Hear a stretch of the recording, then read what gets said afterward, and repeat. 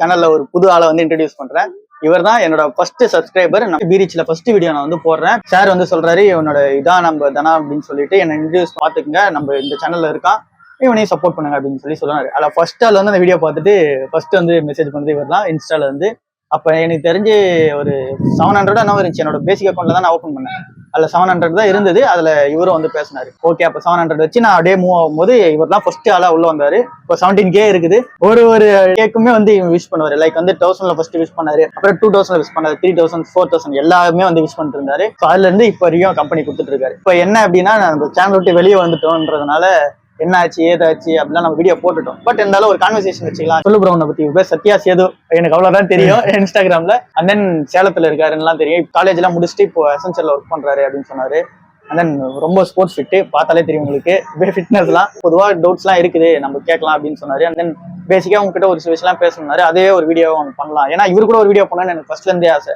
First சப்ஸ்கிரைபரா உள்ள வந்தாரு. And then இன்ஸ்டாகிராம்லயுமே first ஆளு, யூடியூப்லயுமே அவர் தான் ஃபர்ஸ்ட் சப்போர்ட்லாம் வந்து கொடுக்குறாரு. அப்படின்னும் போது இவருக்காக தான் இந்த சேனல் வந்து உண்மையா ஸ்டார்ட் பண்ணாரு. அவர்கிட்ட சொன்னா அவர் நம்பல, ஏன்னா நான் ஃபர்ஸ்ட் உள்ள வரும்போது யாருன்னா பாப்பாங்களான்ற டவுட் இருந்துச்சு. அப்புறமேட்டுக்கா இல்ல, பாக்குறதுக்கு ரெடி தான், நானும் உங்களை மாதிரி லேர்ன் பண்றேன். ஏன்னா என் ஃபேஸ்ல வந்து நிறைய பேர் இருப்பாங்க, லைக் வந்து பாத்துருப்பாங்க சேனல், ஆனா லேர்ன் பண்ணணும்னு சொல்லி ஆசை இருக்கும். அவங்களோட கொஸ்டின்ஸ் எல்லாம் எடுத்துட்டு வரும்போது அவருக்கும் இன்ஸ்பைரிங்கா இருந்துச்சுன்னா சொன்னாரு. ஸோ அதனால இன்னைக்கு அவரை வச்சு பேசிடலாம். ஃபர்ஸ்ட் வந்து வீடியோ ஸ்டார்ட் பண்ணீங்க, வாழ்த்துக்கள். நன்றி. நாங்கள் சப்போர்ட் பண்ணுவோம் கண்டிப்பா. அது உங்களோட லெவல் சப்போர்ட் இருக்கவே தானே அதை ஸ்டார்ட்டே பண்ணுன்னு சொல்றேன். ஷியோர். ஸோ நீங்க எப்படி கண்டென்ட் கொடுத்துட்டு இருந்தீங்களோ உங்க இன்ஸ்டால, அது யூடியூப்ல ஃபாலோ பண்ணுங்க, டெய்லியா கண்டிப்பா அதை பார்ப்போம். ஓகே. ஃபர்ஸ்ட் நீங்க எப்படி காலேஜ் முடிச்சுட்டு நீங்க ஈஸி படிச்சீங்க, முடிச்சு நீங்க வந்து இதுக்குள்ள வந்தீங்க, நீங்க ஆஃபீஸ்ல வந்தீங்க, மணி பேஜ் ஆஃபீஸ் ஆன்லைன் ஆஃபீஸ்ல வந்து நீங்க ரெகுலரா வீடியோ போட ஆரம்பிச்சீங்க. ஃபர்ஸ்ட் நீங்க நான் ஃபினான்ஸ்ல இருந்து ஃபினான்ஸ் வந்தோடனே லேர்ன் பண்றதுக்கு எப்படி இருந்துச்சு? ஃபர்ஸ்ட் நான் ஃபினான்ஸ் ஸ்டூடெண்ட் தான், இன்ஜினியரிங் பேக்ரவுண்ட். நீங்க ஸ்டார்டிங் 10th இருந்து நீங்க 12th காலேஜ் வரைக்கும் நீங்க ஃபினான்ஸ் படிச்சிருக்க மாட்டீங்க. ஸ்டார்டிங் எப்படி இருந்துச்சு ஃபினான்ஸ் எக்ஸ்பீரியன்ஸ்? ஸ்டார்டிங் ஃபினான்ஸ் வந்து உண்மையாவே கொஞ்சம் கஷ்டமா தான் இருந்துச்சு. ஓகே. ஏன் அப்படின்னா, நான் வந்து ஃபினான்ஸ் கத்துக்கணுன்றதுக்காக நான் சேனலை பார்க்கல. ஓகே. நான் வந்து அதிகமா வெட்டி செலவு பண்ணிருந்தேன். ஓகே. ஓகேங்களா? அதிகமா வெட்டி செலவுனா ரொம்ப அதிகமா, நீங்க எதிர்பார்க்கறத விட அதிகமா வெட்டி செலவு பண்ணுவேன். ஓகே. அப்போ வந்து நான் அதான் வீடியோ சொன்னேன், டே லேபரா தான் போவேன். ஸோ டெய்லி லேபரா போகும்போது ஒரு 400 என்னவோ நான் கரியர் ஸ்டார்ட் பண்ணேன் பெயிண்டிங்ல. நான் சொல்றது லாக்டவுனுக்கு அப்புறம், அந்த லாக்டவுன் டைம்ல ஸ்டார்ட் பண்ணேன். அதுக்கப்புறம் காலேஜ் முடியும் போதுமே ஒரு வேலை தேடுற வரைக்கும், ஏன்னா கேம்பஸ்ல செலக்ட் ஆயிட்டேன். நான் கேம்பஸ்ல எனக்கு போற இன்ட்ரெஸ்ட் இல்லை. ஓகேங்களா? அது வந்த கம்பெனிஸ் எல்லாமே மேனுஃபேக்சரிங் அந்த மாதிரி, அதுல எனக்கு பெருசா இன்ட்ரெஸ்ட் இல்லை. ஸோ அதனால போல. அதனால ஃபினான்ஸ் சேனலா நான் பாக்குறதுக்கு நான் லாக்டவுன்லேயே ஸ்டார்ட் பண்ணிட்டேன். ஓகே. அப்போ வந்து பார்க்கும்போது ரொம்ப வெட்டி செலவு பண்ண தான் பார்க்க ஆரம்பிச்சேன். பார்த்துட்டு ஓகே, வெட்டி செலவு பண்றோம், ஃபர்ஸ்ட் செலவு கட் பண்ணிட்டு சேமிக்கணும் அப்படின்றது ஃபர்ஸ்ட் கான்செப்ட். அதை நான் வந்து புரிஞ்சுக்கிட்டேன். சரி, இது எப்படி எனக்கு மைண்ட் லிஃப்ட் ஆச்சு அப்படின்னா, ஒரு டெய்லி ஒரு 200 300 செலவு பண்றேன்னு வச்சுக்கோங்க. அவ்வளவு செலவு பண்ணுவேன். 400 தான் சம்பாதிக்கிறது, 200 செலவு பண்ணுவேன். ஓகே. அப்படி இருக்கும்போது நம்ம ஆப்வியஸ்லி கேஷவ் தான் சொல்லணும். ஸோ கேஷவ் வந்து இந்த மாதிரி வீடியோ போடும்போது அதிகமா செலவு பண்றாருன்னா எனக்கு தெரிய வந்துச்சு. நான் பார்த்து சிரிச்சிட்டு இருக்கேன். ஓகே. என்ன மாதிரி ஒரு பையன் வந்து ஒரு ஆள்கிட்ட மாட்டி திட்டுவாங்கன்னா எப்படி இருக்கும்? எங்க வீட்டுல என்ன திட்ட மாட்டாங்க, அதனால எனக்கு பெருசா எஃபெக்ட் இல்லை. ஆனா என்ன மாதிரி ஒரு பையனை கொடுத்துரு வேற ஒருத்தர் திட்டல, அவங்க வீட்லயுமே அவனை திட்ட மாட்டாங்க. இப்போ அந்த கேஷவன்ற ப்ரோவா அவங்க வீட்டுல அவங்க திட்டல, ஆனா அவர் திட்டுறாரு. பார்த்துட்டு ஓகே, அப்ப இதுதான் மேட்ரு போல அப்படின்ட்டு என்ன மாதிரி ஒரு பையன் திட்டம் வரான்னு பார்த்தேன். அதுக்கப்புறம் அவனை இன்வெஸ்டிங் பண்றதுக்கு அவர் கைட் பண்றாருல, அதை அப்படியே பார்த்து நானும் கைட் ஆகிட்டேன். சரி, இது வந்து ஃபர்ஸ்ட். இப்ப நான் ஃபர்ஸ்ட் சொன்ன மாதிரி அதிகமா செலவு பண்ணேன், ஃபர்ஸ்ட் சேமிக்கலாம் அப்படின்றது இங்க பார்த்துதான் தெரிய வந்துச்சு. அப்படியே அந்த வீடியோஸ் கண்டினியூஸா பார்க்க ஆரம்பிச்சேன். அதுக்கப்புறம் கன்சிஸ்டன்சி தான் மேட்டர். ஸோ நீங்க எது பண்றீங்களோ கன்சிஸ்டன்சியா பண்ணுங்க அப்படின்னு நான் அந்த சேனலை பார்க்கறது கன்சிஸ்டன்சியா வச்சுக்கிட்டேன். ஓகே. அதுல இருந்து அப்படியே சேனலை பார்க்க ஆரம்பிச்சேன். ஸோ ஃபினான்ஸ்ல ஃபர்ஸ்ட் எனக்கு ஒரு டிமேட் அக்கௌண்ட் என்னன்னு தெரியாது, ட்ரேடிங் அக்கௌண்ட் என்னன்னு தெரியாது, ஷேர்னாலே அது எப்படி ஆப்ரேட் ஆகுதுன்னு தெரியாது. ஷேர் மார்க்கெட் ஸ்டாக் மார்க்கெட் வேற வேறலாம் நினைச்சேன். அப்படிதான் நானும் இருந்தேன். பேசிக்கா எல்லாரும் என்ன டவுட்ல இருப்பாங்களோ அதே டவுட்ல தான் நானும் இருந்தேன். ஓகே. அதுக்கப்புறமேட்டுக்கா சரி ஓகே, இதெல்லாம் வந்து டவுட் இருக்கு அப்படின்னு தெரியுது. அந்த சேனலை விட்டு மத்த சேனலும் பாக்குறேன். இந்த சேனல் மெயின் டெய்லி பாப்பேன், சப்ஸ்கிரைப் பண்ணி வச்சிருப்பேன், டெய்லி பாப்பேன். ஓகே. அப்புறம் இந்த மத்த சேனல்ஸ் எல்லாம் பாக்குறேன். தமிழ் செல்வன் சொல்லிட்டு ஒருத்தர் இருக்காரு, தெரியுங்களா? சோ அந்த சேனல்லாம் இருக்கு. அவங்களாம் ஒரு ஸ்டாக் வந்து எப்படி பிக் பண்ணணும் அப்படின்னு அவர் அப்பத்திலிருந்தே போட்டுருக்காரு. ஓகே. ஒரு பிராக்டிகல் கைடா நல்லா இருக்கும். ஸோ அதெல்லாம் பாக்குறேன். அப்புறம் இந்த சேனல்லே மணி பேச்சுல அந்த பழைய வீடியோஸ் எல்லாம் உட்காந்து பாக்குறேன். அண்ட் தென் இதை தாண்டி நிறைய இங்கிலீஷ் சேனல், அந்த சேனல், இந்த சேனல், எல்லா சேனல்லையுமே அப்படியே பாக்குறேன். ஓகே. ஃபர்ஸ்ட் என்ன, ஃபர்ஸ்ட் ஷேர் மார்க்கெட்னா என்ன, ஒரு டேர்ம்ஸுக்கும் வந்து மீனிங் தர்றேன். ஸ்டாக்னா என்ன, டிமேட் அக்கௌண்ட் எது என்னென்ன, ட்ரேடிங் அக்கௌண்ட்னா என்ன, நானே வந்து மீனிங் தரேன். இதுக்கு எனக்கு பெருசெல்லாம் தேவைப்படல. ஒரு 1 month 2 month முடிஞ்சு. ஓகே. எதுக்குன்னா இந்த சேனல் என்ன பேசுறாங்கன்னு புரிஞ்சுக்கிற கிளாரிட்டி. அப்பெல்லாம் வந்து இந்த ஆர்பிட்ராஜ் எல்லாம் வந்து கொஞ்சம் ஃபேமஸா இருந்துச்சு. ஐடிஎஃப்சி ஆர்பிட்ராஜ் எல்லாம், அதெல்லாம் எனக்கு ஒண்ணுமே புரியாது. நான் ஆர்பிட்ராஜ்னா என்னன்னு எது சொல்ல மாட்டாங்களே, இது எது தெரியலையே அப்படின்ட்டு. அதுக்கு யார் என்னென்ன சொல்றாங்க. South Indian Bank rights issue வரும்போதெல்லாம் கூட எனக்கு தெரியாது. அப்போ தங்கமயில் ரைட்ஸ் இஷ்யூ வரும்போதெல்லாம் நாங்க உள்ள வந்துட்டேன். அப்போ அதுக்காக வீடியோ போட்டேன். ஆனா சவுத் இந்தியன் பேங்க் பத்திலாம் எனக்கு தெரியாது. ஓகே. சரி, எல்லாமே டேர்ம்ஸ். ஃபர்ஸ்ட் அந்த டேர்ம்ஸ். நீங்க இப்ப ஷேர் மார்க்கெட்ல உள்ள வரீங்கன்னா புதுசா கேட்பீங்க. பிஇ, இபிஎஸ், டிமேட், ட்ரேடிங், அப்புறம் இன்னும் நிறைய இருக்கு நம்ம டேர்ம்ஸ்னு சொல்ல போனா. இந்த டிரான்சாக்ஷன் நடந்துச்சு, அது நடந்துச்சு, டிவிடெண்ட் அனௌன்ஸ் பண்றாங்க, போனஸ் அனௌன்ஸ் பண்றாங்க, ஸ்பிளிட் அனௌன்ஸ் பண்றாங்க, இவ்வளவு இருக்கும்போது ஒரு டேர்முக்கு என்ன மீனிங்? ஓகே, முடிஞ்சு. ஸோ இதை புரிஞ்ச உடனே எனக்கு இந்த சேனல் அடாப்ட் ஆகி கற்றுக்கிட்டேன். ஓகே, இந்த சேனல் அடாப்ட் ஆயிடுச்சு. அதுக்கப்புறம் அவங்க என்ன நியூஸ் பேசுறாங்களோ அப்படியே நியூஸ் எனக்கு புரிய ஆரம்பிச்சு. ஸோ அப்படியே நியூஸ் ஃபாலோ பண்ணிட்டு வரேன். சிம்பிள், இவ்வளவுதான் ஃபினான்ஸ். இப்படிதான் நான் கத்துக்கிட்டேன். ஓகே, இப்படிதான் உங்க ஸ்டார்ட் ஆயிருக்கு. ஆக்சுவலா ஸ்டார்ட் ஆனது இப்படிதான் நான் வந்து புரியாம தான் இருந்துச்சு. ஓகே, அதுக்கப்புறம் டேர்ம்ஸ் ஃபர்ஸ்ட் புரிஞ்சுக்கிட்டேன். அதுக்கு மற்ற சேனல்ஸும் பார்த்தேன், நானாவும் படிச்சேன், புக்ஸும் படிச்சேன். ஸோ இதெல்லாம் இருக்கு. ஆர்டிகல்ஸாவும் வந்து சும்மா பார்த்துட்டு இருப்பேன். ஆனா அதிகம் நல்லா தேவைப்படல. ஒரு மாசம் 2 மாசம் இந்த சேனல்ல என்ன பேசுறாங்கன்னு புரிஞ்சுக்க. புதுசு புதுசா ஒண்ணு பேசுறாங்களா, புதுசா அதை போய் சர்ச் பண்ணுவேன், தெரிஞ்சிடும். திரும்பவும் இன்னொரு நாள் மறந்துடுவேன், திரும்ப இன்னொரு நாள் சர்ச் பண்ணுவேன், 2வது வாட்டி சர்ச் பண்ணும்போது என் மைண்ட்ல ஞாபகம் வருது. இப்படிதான் அப்படியே இருந்து அப்படியே கண்டினியூ. ஓகே, நெக்ஸ்ட் வந்து இப்போ வந்து பீட்டர் லின்ச் அப்படிங்கிற ஒரு மியூச்சுவல் ஃபண்ட் இன்வெஸ்டர் வந்து மெஜிலியன் ஃபண்ட் மேனேஜர் வந்து சொல்லியிருக்காரு, மியூச்சுவல் ஃபண்ட் மேனேஜருக்கு இருக்க ஒரு டிஸ்அட்வான்டேஜ் ஒன்று இருக்கு, காமன் மேனுக்கு ஒரு அட்வான்டேஜ் இருக்கு. ஃபார் எக்ஸாம்பிள் பாத்தீங்க அப்படின்னா மியூச்சுவல் ஃபண்ட் மேனேஜர் அந்த காலத்துல எல்லாருமே வந்து இன்வெஸ்டிங் வரும்போது வந்து ஒரு மார்க்கெட் விற்கிற டைம்ல ஒரு பொருள், ஒரு ஸ்டாக் வந்து டிஸ்கவுண்டட் பிரைஸ்ல நமக்கு கிடைக்கும், அப்பதான் நம்ம வந்து வாங்கணும். பட் இண்டிவிஜுவல் அந்த இன்வெஸ்டர்ஸ் என்ன பண்ணுவாங்க அப்படின்னா அந்த மார்க்கெட் டவுன் பண்ற டைம்ல வந்து பேனிக் செல்லிங் பண்ணுவாங்க. அப்போ வந்து அந்த டைம்ல வந்து mutual fund investors, mutual fund managers எல்லாமே வந்து அந்த கரெக்டா அந்த டைம்ல வந்து அவங்க வாங்குறதுக்கு ஃபண்ட், அந்த டைம்ல கரெக்டா வாங்குறதுக்கு அவங்க ஃபண்ட் இருக்காது. பட் நம்மளோட காமன் மேனோட இன்வெஸ்டிங் பார்த்தா நம்ம ஆல்ரெடி அனலைஸ் பண்ணி வச்சிருப்போம். ஒரு கம்பெனி வந்து இறங்குது அப்படின்னா நமக்கு அது தெரியும், அது வந்து நமக்கு வந்து ஒரு நல்ல ஒரு வேல்யூ கம்பெனி வந்து ஒரு டிஸ்கவுண்டட் ரேட்ல கிடைக்குது, அப்ப நம்ம வாங்கலாம்னு சொல்லி நினைப்போம். அப்ப வந்து நீங்க என்ன நினைக்கிறீங்க, மியூச்சுவல் ஃபண்ட் இன்வெஸ்டர் நம்ம போய் அவங்க கிட்ட ஒரு இண்டெக்ஸ் கொடுத்து வாங்குறது பெஸ்ட் நினைக்கிறீங்க, நம்மளே வந்து ஒரு ஓன் ஸ்டாக்கை பிக் பண்ணி அது வந்து நமக்கு ஒரு வேல்யூ நம்மளே ஒரு அனாலிசிஸ் பண்ணி அந்த ஸ்டாக் வந்து டிஸ்கவுண்டட் வேல்யூல கிடைக்கும் போது நம்ம வாங்குறது பெஸ்ட் நினைக்கிறேன்? நான் செகண்ட் தான் போவேன். செகண்ட், ஆமா. நம்ம சிம்பிளா சொல்லலாம், மியூச்சுவல் ஃபண்டா இல்ல அப்படின்னா ஓன் ஸ்டாக் பிக்கிங் அப்படின்னு வச்சுக்கலாம். அதை தான் நீங்க சொல்ல வரீங்க. ஏன் நான் வந்து ஓன் ஸ்டாக் போவேன்னா 2 இயர்ஸ் ஜர்னி தான் இருந்துன்னு வச்சுக்கோங்க. இது இந்த ஃபர்ஸ்ட் 3 மந்த்ஸ் நான் வந்து கத்துக்கும் போது இதே மாதிரி தான் பேசிக்கா கத்துக்கிறேன். ஸ்டாக்னா என்ன, இதெல்லாம் என்ன, மியூச்சுவல் ஃபண்ட்னா என்னன்னு கத்துக்கிறேன். மியூச்சுவல் ஃபண்ட் பத்தி அண்டர்ஸ்டாண்ட் பண்ணிக்கிறேன். அதாவது மியூச்சுவல் ஃபண்ட்னா என்னன்னு படிக்கிறது வர, அதை அண்டர்ஸ்டாண்ட் பண்ணிக்கிறது வர நான் அண்டர்ஸ்டாண்ட் பண்ணிட்டேன். மியூச்சுவல் ஃபண்ட் எப்படி ஆப்ரேட் ஆகுது, அந்த மியூச்சுவல் ஃபண்ட் நான் காசு கொடுத்தேன் அப்படின்னா அவங்க எப்படி வந்து அந்த சார்ஜஸ் வந்து எடுத்துக்கிறாங்க. ஏன்னா எனக்காக நான் கொடுக்குற காசு அவங்க ட்ரேட் பண்றாங்கன்னா அவங்க அதுக்குன்னு ஒரு சார்ஜஸ் எடுத்துக்கிறாங்க. இதெல்லாம் போயிட்டு வெளியே வரும்போது என்ன மாதிரியான டேக்ஸ் எல்லாம் வந்து இருக்கு அப்படின்லாம் கத்துக்கிட்டேன். ஸோ அப்படி பார்க்கும்போது மியூச்சுவல் ஃபண்ட் வந்து தனியா ஸ்டாக் பிக் பண்றது, நான் ஒரு 10 ஸ்டாக் பிக் பண்றேன், அதை ஒரு பேஸ்கெட்டா போட்டு விற்கிறாங்க அப்படின்னு நான் கத்துக்கிட்டேன். அதை ஏன் நான் தனியா பண்ணோம், அதை நான் அந்த 10 ஸ்டாக் நானே வாங்கிட்டு போயிடுவேன் அப்படின்னு நான் மியூச்சுவல் ஃபண்ட் அண்டர்ஸ்டாண்ட் பண்ணதப்போ தான் எனக்கு புரிஞ்சு. அதனால மியூச்சுவல் ஃபண்ட் போல ஓன் ஸ்டாக் பிக்கிங் வந்துட்டேன். அதுதான் பெஸ்ட்னு சொல்லுவேன். ஏன்னா இப்போ நான் ஃபர்ஸ்ட் வாங்கினது இந்த ஐடிசியோ ஏதோ ஒரு கம்பெனி தான் வாங்கினேன். அப்போ வந்து டிசிஎஸ்மே வேல்யூபிளா இருந்துச்சு. அந்த டைம்ல டிசிஎஸ்மே வந்து நான் உள்ள என்டர் பண்ணேன், கல்யாண்லாம் என்டர் பண்ணேன். அப்போ எனக்கு வந்து அந்த பிசினஸ் மாடல் புரிஞ்சா வாங்கு அப்படின்றதுதான் கான்செப்ட். எனக்கு வந்து ஐடிசியோட பிசினஸ் மாடல்ல எனக்கு ஒன்றும் புரியல. நான் யூஸ் பண்ண ப்ராடக்ட்ஸ் என்ன, இபி யூஸ் பண்ணியிருக்கேன், சன்ஃபிஷ் யூஸ் பண்ணியிருக்கேன், அதை விட்டா டார்க் ஃபேண்டசி, ஸோ இது எல்லாமே சன்ஃபிஷ் தான் வரும். ஓகேங்களா, ஆசீர்வாதம் நம்ம வீட்டிலே தெரியும். அதுக்கப்புறமேட்டுக்கு தான் தெரியுது எங்கேஜோட பெர்ஃப்யூமே இவங்களுக்கு தான் அப்படின்னு சொல்லிட்டு. ஓகே சார், பாக்கெட் பெர்ஃப்யூம்ல அவங்க தான் இப்போ ஃபேமஸ். ஓகே, அந்த டைம்ல அவங்க தான் ஃபேமஸ். ஸோ அதெல்லாம் வந்து இவங்களுக்கு தான் தெரியுது. ஒரு ப்ராடக்ட் விற்றா அதுல இருந்து லாபம் வரும். இவங்க அதிக லெவலில் விற்கிறாங்க, அது கோடி லாபம் வருது. இவ்வளவுதான் எனக்கு தெரியும். அதை தாண்டி சிகரெட் விற்கிறாங்கன்னும் போது இன்னும் ஒரு ஜாலி ஆயிடுச்சு. எல்லாம் சிகரெட் விற்கிறாங்க, அப்படி அடிச்சா இந்த கம்பெனி தான் மார்க்கெட் ஷேர் அதிகமாக இருக்கு, இவங்களுக்கு போகுது அப்படின்ட்டு. ஸோ அவ்வளவுதான். ஒரு ஸ்டாக்கு நான் வந்து இந்த பிசினஸ் புரிஞ்சு வாங்கலாம் அப்படின்ட்டு. அப்படிதான் கல்யாணம் புரிய ஆரம்பிச்சு. கல்யாணம் பிசினஸ் உங்களுக்கே தெரியும், கோல்டு தான். கோல்டு விற்கிறாங்க, காசு வருது. ஸோ இதுதான்.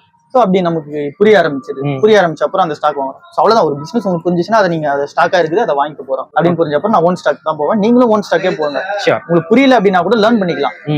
ஓகேவா, அந்த பிசினஸ் புரிஞ்சிருச்சு, அது அண்டர் வேல்யூல இருக்குதுன்னு பாக்குறீங்களா, சின்னதா ஒரு மெட்ரிக்ஸ் பிஇபிஎஸ் எல்லாம் வச்சு பாருங்க. அதெல்லாம் பார்த்துட்டு அண்டர் வேல்யூல இருக்கா வாங்கிடுங்க. அதுக்கப்புறம் அந்த பிசினஸ் இன்னும் அண்டர்ஸ்டாண்ட் பண்ணிக்கிங்க. அவ்வளவுதான், சிம்பிளா போயிடலாம். ஓகே, நெக்ஸ்ட் கொஸ்டின் வந்து நம்ம இப்ப இருக்க ஜென்ரேஷன் வந்து இன்வெஸ்டிங் வரதுக்கு முன்னாடி வந்து சில ரூல்ஸ் ஃபாலோ பண்ணணும்னு சொல்லியிருக்காங்க. நமக்கு பேசிக்கா தெரியும். ஃபார் எக்ஸாம்பிள் சொல்லணும் அப்படின்னா ஃபர்ஸ்ட் வந்து நம்ம இன்வெஸ்டிங் வரதுக்கு முன்னாடி டெப்ட் இருக்கக்கூடாது. டெப்ட் இருந்துச்சுன்னா ஃபர்ஸ்ட் அதை க்ளோஸ் பண்ணிடணும். நெக்ஸ்ட் வந்து போதுமான அளவுக்கு வந்து எமர்ஜென்சி ஃபண்ட் சேவ் பண்ணி வச்சிருக்கணும். அது கோல்டாவோ லிக்விடாவோ கோல்டாவோ அதை வந்து சேவ் பண்ணி வச்சிருக்கணும். தென் அதுக்கப்புறமேட்டு வந்து நமக்கு தேவையான இன்சூரன்ஸ், ஃபர்ஸ்ட் நமக்கு டிபெண்டன்ஸ் இருந்தாங்க அப்படின்னா டேர்ம் லைஃப் இன்சூரன்ஸ், நெக்ஸ்ட் வந்து மெடிக்கல் இன்சூரன்ஸ் இருந்து இதெல்லாம் முடிச்சதுக்கு அப்புறமேட்டு இதெல்லாமே இந்த பாக்ஸ் டிக் பண்ணதுக்கு அப்புறமேட்டு தான் வந்து நம்ம இன்வெஸ்டிங் ஸ்டார்ட் பண்ணணும். இல்ல ஏதாச்சும் ஆட் பண்ணணுமா? இல்ல, இதுவே போதும். ஒரு 6 மந்த்துக்கான எமர்ஜென்சி. ஓகே, 6 மந்த்துக்கான எமர்ஜென்சி அமௌண்ட் மட்டும் எடுத்து வச்சுக்கணும். ஃபார் எக்ஸாம்பிள் இப்போ நான் சென்னையில இருக்குது, எனக்கு 10K செலவாகுது அப்படின்னா வெளியே வந்து இருக்குது. இல்ல நீங்க வீட்டுல இருக்கீங்க, உங்களுக்கு ஒரு 5K தான் செலவாகுது அப்படின்னா அந்த செலவு 5K into 6 போட்டுக்கோங்க. ஓகே, இல்ல 10K into 6 போட்டுக்கோங்க. 60,000 rupees வந்து நம்ம அக்கௌண்ட் இருந்ததுக்கு அப்புறமேட்டு நமக்கு ஒரு சேஃப்டி நெட் கிடைச்சிரும். அப்போ வந்து நீங்க சென்னையில வந்து இப்போ நானே அந்த கம்பெனி வெளியே வந்துட்டேன் அப்படின்னா அடுத்த ஜாப் தேடணும். ஓகே. ஸோ அதுக்கு வந்து எனக்கு ஒரு 6 மந்த்துக்கான அமௌண்ட் இருந்துச்சு அப்படின்னா நான் உட்காந்து தேடலாம். இல்ல அப்படின்னா ஒரு கோர்ஸ் படிச்சுட்டு புதுசா கம்பெனிக்கு போகணும்னு பார்க்கலாம். ஊருக்கு போயிட்டோம் அப்படின்னா நமக்கே தெரியும் வீட்டுல போயிட்டோம்னா என்ன நல்லா இருக்கும், டிஸ்ட்ராக்ஷன் ஆகிறதுக்கான சான்சஸ் இருக்கு. ஸோ அந்த மாதிரியான ஒரு விஷயம்லாம் இருக்கும். இது நமக்கு பெரிய லெவல்ல போறவங்களுக்கு அதுக்கேற்ற மாதிரியான கோல் நீட் இருக்கும். அவங்களுமே வந்து ஃபேமிலியை மெயின்டைன் பண்ணணும், அவங்களுமே ஃபேமிலிக்கு டெய்லி எக்ஸ்பென்ஸ் கொடுக்கணும், அவங்களுமே அடுத்த வேலைக்கு போறோம்னா அந்த நீட் இல்லாம ஃபுல்ஃபில் பண்ண முடியாது. ஸோ அவங்களுக்கும் இதே சேம் தான். எல்லாருக்குமே ஒரு நீடு இருக்கு. அந்த நீடுக்கு அந்த அமௌண்ட் வந்து நம்ம இப்போ செலவு பண்றது நமக்கு தெரியணும். எனக்கு இப்போ 10K செலவுதுன்னு எனக்கு தெரியும் இங்க சென்னையில. அந்த 10K நான் எடுத்து வச்சு இப்போ 60,000 எடுத்து வச்ச அப்புறம் தான் நான் வந்து வெளியே வந்தேன். ஓகே. இது வந்து எமர்ஜென்சி பர்பஸ்க்கு. ஒருவேளை நான் 6 மந்த்ஸ் சும்மா கூட இருக்கலாம். அது வந்து என்னோட சேஃப்டி நெட் நான் எடுத்து வச்சிருக்கேன். ஓகே. இது எமர்ஜென்சி. இது எமர்ஜென்சி ஃபண்டுன்னு தனியா ஒன்று கிரியேட் பண்ணணும். ஓகே. அதுல வந்து ஒரு அமௌண்ட் வந்து போட்டு வரலாம். அதுல வந்து இப்போ நான் கோல்ட்ல வந்து 500 ரூபா போட்டு வரேன். அது எமர்ஜென்சியா தான் கன்சிடர் பண்ணிப்பேன். அந்த 500 ரூபா வந்து இப்போ நான் கோல்ட் பீஸ் என் ஃபுல் கோல்ட் பீஸ்மே நான் எமர்ஜென்சி ஃபண்டா தான் கன்சிடர் பண்ணிப்பேன். எனக்கு தேவையான கோல்ட் பீஸ் மட்டும் வித்துப்பேன், திருப்பி கோல்ட் பீஸ் வாங்கிப்பேன். ஓகே. நீங்க வந்து இப்போ கோல்ட் பீஸ் வாங்குறீங்க, நீங்க வந்து கோல்ட் பீஸ் வந்து கோல்ட் பீஸ் மட்டும் ஸ்டோர் பண்ணி வச்சுப்பீங்களா? இல்ல 8,000 rupees or 9,000 rupees ஒரு கிராம் வந்தோடனே அதை வந்து வாங்கி கோல்ட் காயினா கன்வெர்ட் பண்ணி வச்சுப்பீங்களா? இல்ல கோல்ட் பீஸா தான் வச்சுப்பீங்களா? கோல்ட் காயினா கன்வெர்ட் பண்ண மாட்டேன். கோல்ட் பீஸா மட்டும் தான் இருக்கும். ஓகே. கோல்ட் காயினா கன்வெர்ட் பண்ணி நான் ஹாஸ்டல்ல இருக்கிறேன். ஸோ வினோத் சரி அது வீடியோல சொல்லியிருப்பாரு, ஹாஸ்டல்ல இருக்கேன் அவனை எடுத்துட்டு போயிட்டான் என்னடா பண்ணுவேன், வீட்டுல கொடுத்துட்டேன், வீட்டுல ஒருத்தவங்க வந்தாங்கடா அவங்களுக்கு கொடுத்தமிச்சிட்டேன் அப்படின்னா என்ன பண்ணும். அதே மாதிரி நடந்திருக்கு. ஓகே. நான் ஏற்கனவே அதெல்லாம் ட்ரை பண்ணியிருக்கேன். சரி அதனால கோல்ட் பீஸா தான் வச்சிருக்கேன், கோல்ட் பீஸா தான் வச்சிருக்கேன்.